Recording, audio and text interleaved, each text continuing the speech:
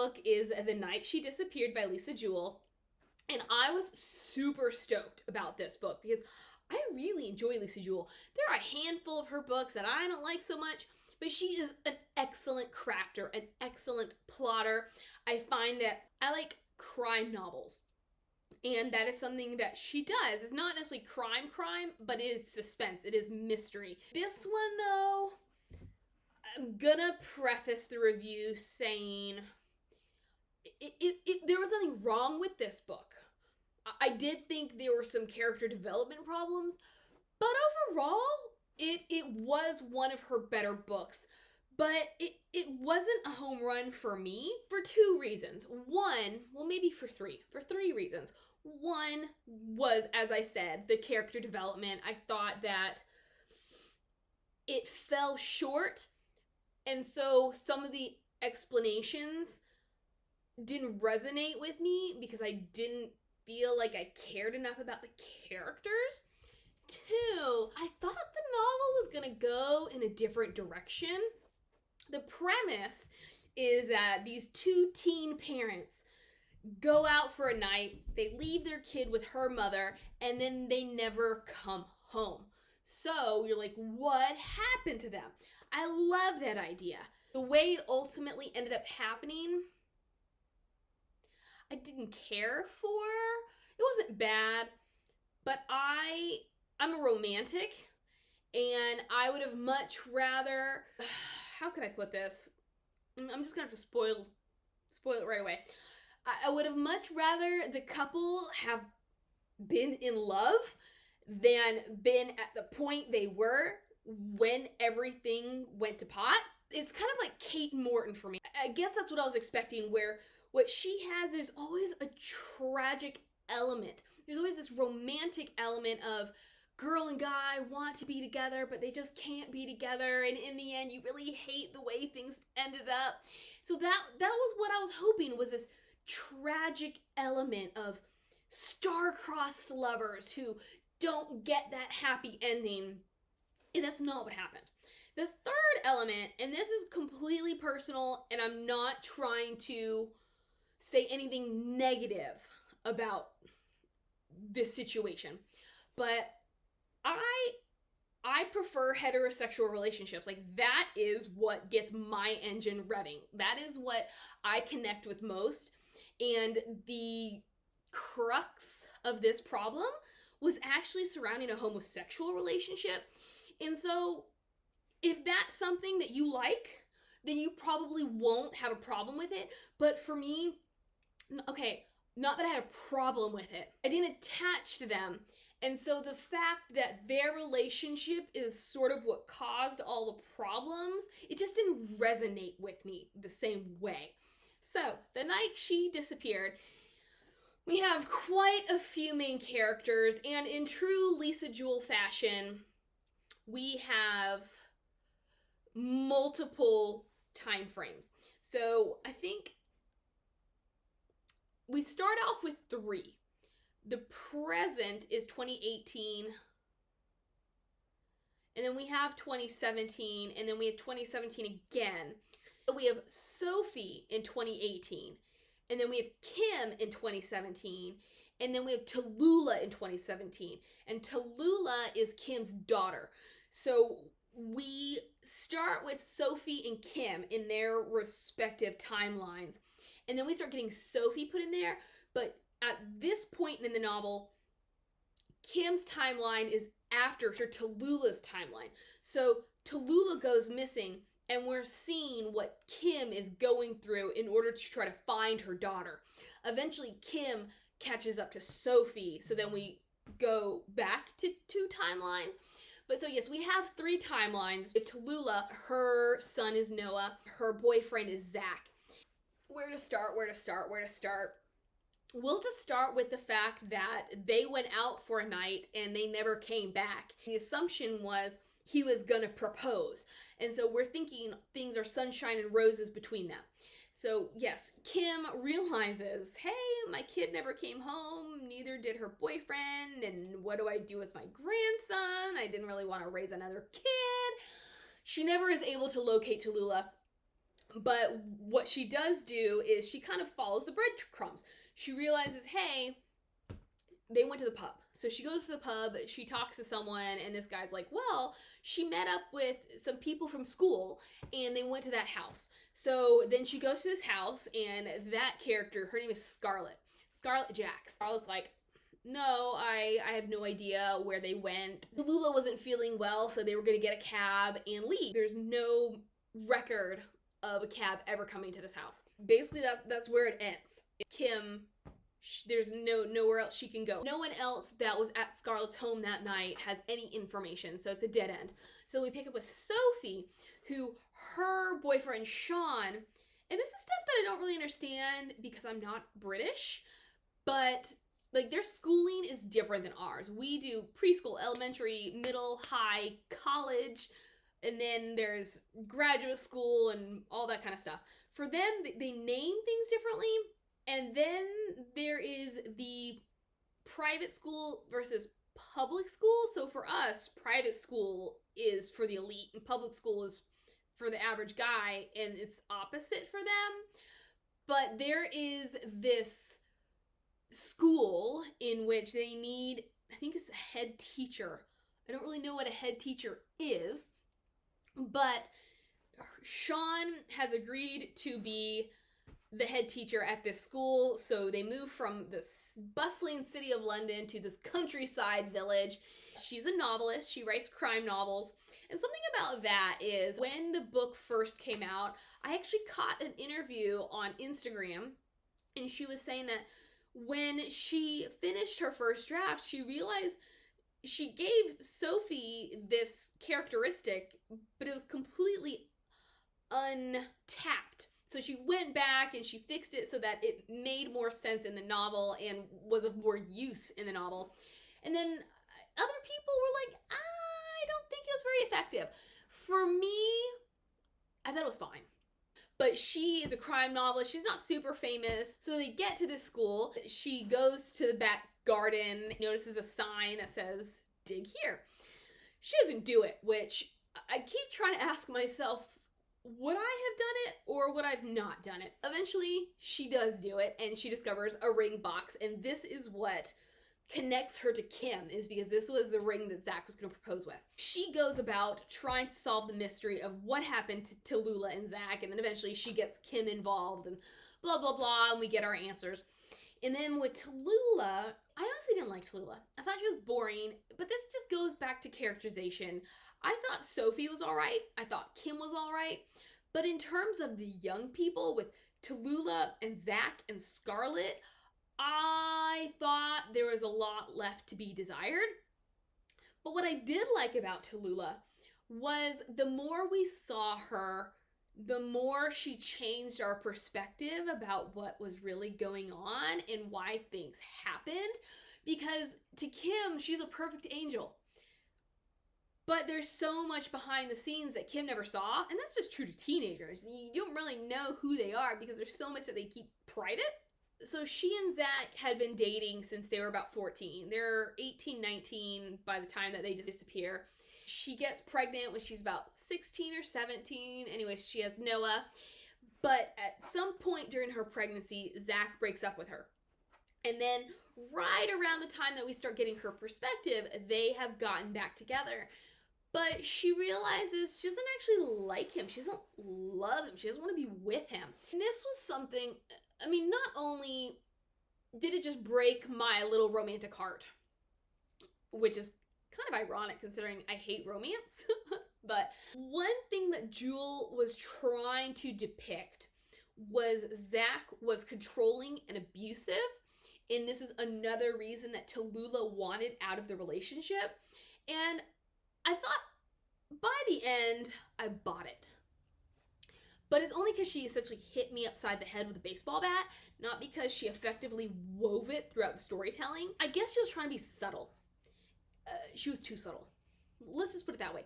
She was too subtle and it was too slow. And then it's like out of the blue, it's just like, oh yeah, he's emotionally and mentally and physically abusive. He's controlling. I gotta get out and blah, blah, blah. And I don't want to spend the rest of my life with him. And so So yeah, there were two reasons that a relationship breakdown with Zach broke my heart. But what we find is that, so there's Scarlet Jax, who I've already mentioned, and she is uber wealthy, and she lives in this great manor house called Dark Place. Where to begin with Scarlet Jax? She's kind of the cool girl in school, but she's older than Tallulah, and she's just had a lot of problems. So this college, I feel like it's kind of like a community college in which it's not the best school on the block. Like, you go there because you need to get some schooling, but you don't go there because you have really great grades and a lot of ambition. So she ends up coming to this school, and Tallulah is fascinated by her, but of course Scarlet won't give her the time of day. And then one day they meet up at the bus stop. They start chatting, and then from there they kind of have these interactions, and this is something I think is hilarious. They call their dances discos. So I'm thinking like Saturday night, Staying Alive, but really it's just a school dance. This is one of the first conversations they have since their bus stop meeting. This is the first point in which we get the feeling that something might be on the horizon between them. So we continue along this path, and eventually Tallulah and Scarlet begin this private relationship, a secret relationship. And then the problem comes in because Tallulah still hasn't told Scarlet about Noah. Scarlet knows that Tallulah is in a relationship, that she's living with her boyfriend, and that she is sleeping with her boyfriend, but she doesn't understand why, and Tallulah won't tell her why. Then this one point, she's like, today's the day, I'm going to pour my heart out to Scarlet and lay all of me at her feet, only to have the door opened and Scarlet's ex-boyfriend Liam show up at the door. This is when Tallulah realizes she's never gonna get what she wants from Scarlet, at which point I'm like, yeah, Tallulah, like, way to make a decision, because she's so passive. And it doesn't help with the narration.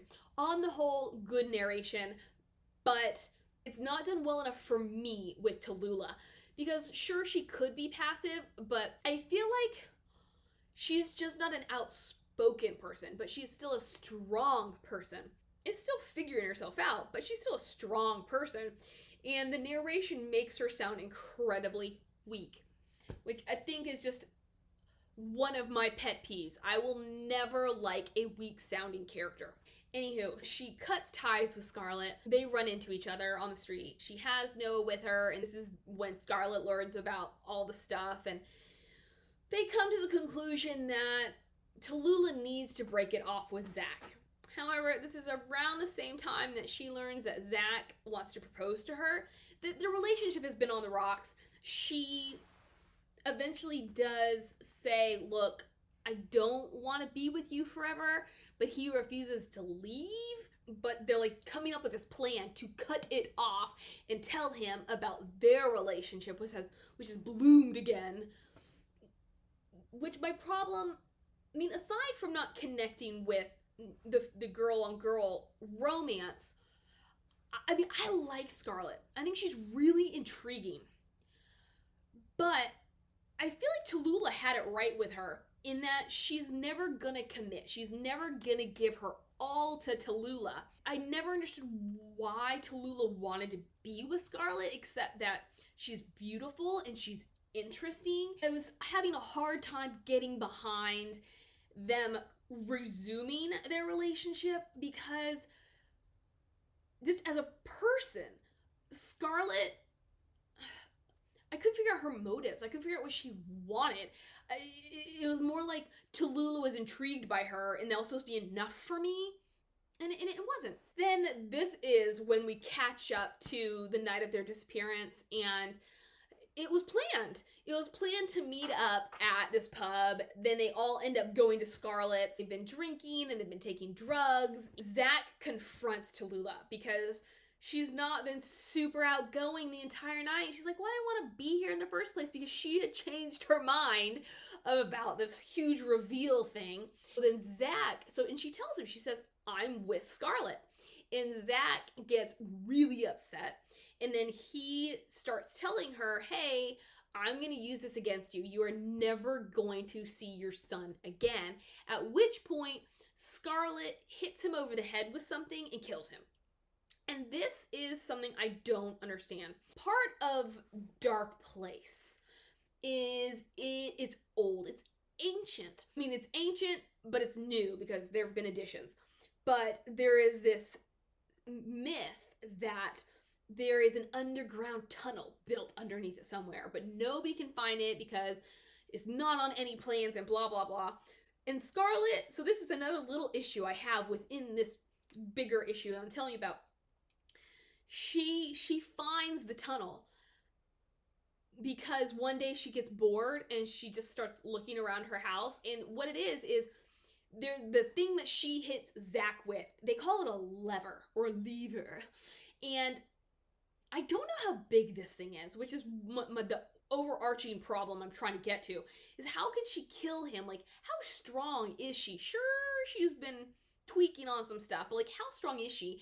And I'm imagining it to be about this big, and that it's more like, I don't know, a lever, like a wrench. So she hits him on the head with it, and this is how he dies. Which I'm like, I just don't feel like this thing was big enough to have killed him, even though she hit him in the head. The thing about her finding this secret passage is she just decided one day it was her mission to find it. It occurred to her that maybe a secret staircase would be located under an actual staircase. And then maybe, because that's actually not a bad thought, it really isn't. You know, if you're really bored and desperate, you know, I'll go with it. But then maybe that really weird tool that's just been hanging out in our mudroom for centuries, that's the key. That, for me, I was like, that's a huge leap, okay? A big leap. They open up the secret tunnel and they shove him inside and blah, blah, blah. And then everybody disappears. Everybody, so yeah, Kim talks to these people the day after Tallulah and Zach go missing. But after that, everybody disappears. What we learn is that Kim and her mother Joss and her brother Rex, they were all in on it. Like, right after it happened, Joss comes in and she's like, oh great, like, look what you did. So they hide Zach and then they drug Tallulah. They secret her away to some of their estate. And then, I guess at some point when things are coming to light in our present timeline, I don't know what they're gonna do with Tallulah, but then they put her on their boat and they're just, you know, sailing the 7 seas. They're eventually caught.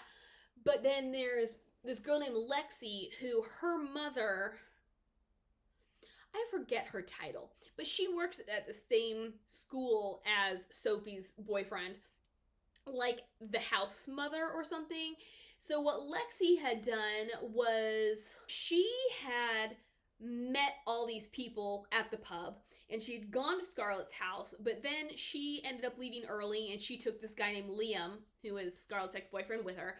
But in the aftermath, one of the other girls named Mimi, she had been looking for a phone charger inside. So she had heard everything that happened. And she is the one who found the ring box, and she took the ring box. She holds on to this ring box, and eventually she tells Lexi all about it.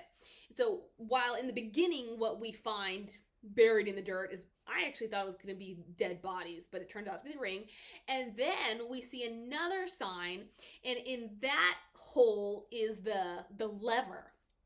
The lever. She gives the ring box to Lexi, and then Lexi is the one that buries it, which I'll get to this in a minute. Liam. So when Sophie first sees the dig here sign, she is thinking it is so familiar. She can't figure out why. What she concludes is it's actually from her own book. And I thought this was funny because I was reading someone's review. Sorry, I'm not digging for earwax. I have my earring here and I'm just messing with it.